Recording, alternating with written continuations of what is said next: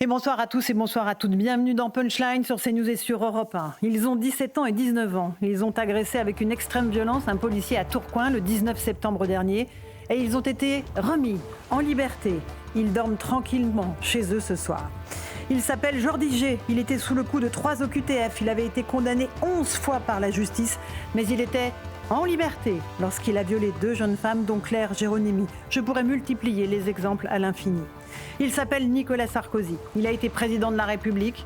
Il a été jugé dans le cadre d'une affaire de soupçon de financement illégal de sa campagne en 2007. Le tribunal n'a trouvé aucune preuve de délit, aucune trace d'enrichissement personnel. Et pourtant, la décision a été prise par les magistrats de l'envoyer en prison pour 5 ans. Au-delà de l'homme, de sa famille, du symbole terrible pour notre pays, la question de l'exécution provisoire des peines pose une question de fond à notre démocratie. Comment un justiciable qui fait appel et qui est donc présumé innocent peut-il être jeté en prison ?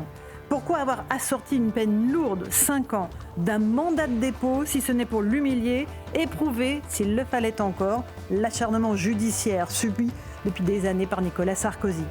Ce soir, les vociférations de joie de la gauche sont obscènes, elles donnent la nausée, heureusement. On sait que la révolution mange ses enfants. Mais le doute plane désormais pour tous les Français. Vous pourrez demain aller en prison, sans preuve, mais pour une intention. On en débat ce soir dans Punchline.